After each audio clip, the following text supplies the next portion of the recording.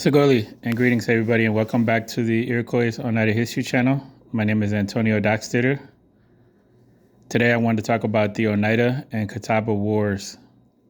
The Catawba were a Siouxan tribe that lived in present-day South Carolina near Rock Hill. The writing comes from the research and books of James Merrill, and this book comes from the Beyond the Covenant Chain, the Iroquois and their neighbors in Indian North America, 1600 to 1800, by Penn State Press, 2003. And this chapter was Their Very Bones Shall Fight, the Catawba Iroquois Wars. And it talks specifically about the Oneidas here. The Iroquois, and in particular the Oneida experience with the Catawba, also taught them a bitter lesson about these southern Indians. In October 1729, the Oneidas complained to the Virginians that a considerable number of their people had been killed and taken prisoner by the Virginia Indians in battle. One account, in the spring of that year, 1729, 100 Oneidas had attacked a Catawba town while the men were absent. 200 Catawbas gave chase, caught up with their foes, and the battle began. During the second day, Catawbas invited the Oneidas to a peace parley, then killed those who came out to meet them, including the renowned war chief, Galundawane, or Big Tree. At that, the Iroquois surrendered with a loss of 59 killed and many more taken captive.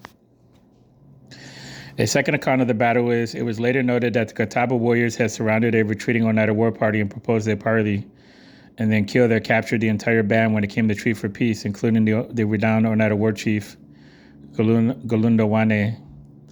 The Catawbas claimed that they were taking revenge for a secret attack that the Oneida had made upon their towns in 1727.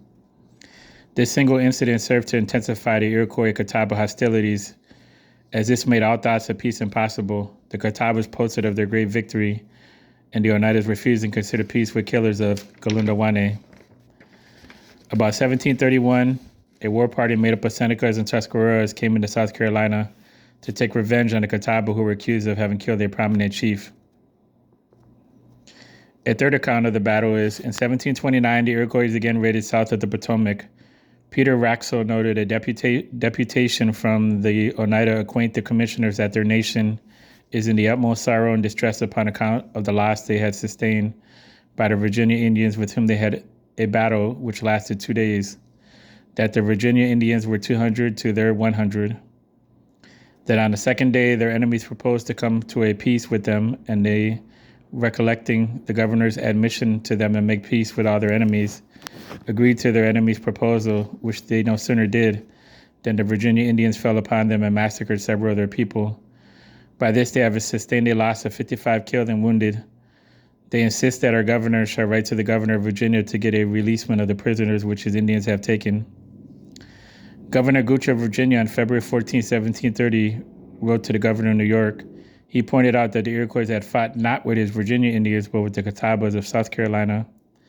Gooch said, the first hostilities were committed by a party of the Six Nations who fell upon a town of Catawbas in the absence of their warriors, killed several women and children, took some prisoners. The Iroquois war party was afterwards pursued and destroyed by the Catawba warriors.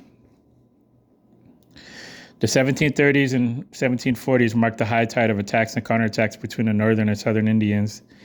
These attacks directly affected the strength of the Catawba Nation to defend itself. Their enemies took advantage of their weakness. The Six Nation raids were not only becoming more effective, but also more frequent, but despite the hatred of the two of them, they were not able to gain any agreements of peace. By 1750, the Catawbas were fighting 11 different Indian nations, and in the spring of 1750, King Hagler, chief of the Catawbas, reported to Governor James Glenn of South Carolina that our enemies are so thick about us, we cannot go from home. That summer, Glenn worried that there seems to be a great danger of their being totally destroyed. The Iroquois insist that in order for peace to be made between them and the Catawbas must come to Albany, which was their ancient and fixed place for all people to treat with them. King Hagler and 5 headmen, along with Matthew Toole as their interpreter and Lieutenant Governor William Butler of South Carolina, their official escort, sailed from Charlestown, South Carolina on May 23, 1751, and arrived in New York on May 30th. On June 7th, New York Governor Clinton received the Catawbas at Fort George And on June 25th, the Catawba delegation was arrived in Albany and placed them into protective custody. On July 8th, 1751, the Catawba and almost 500 Six Nations men, women, and children assembled for the occasion. The Catawba entered the gathering singing and directing their song at the chiefs of the Six Nations.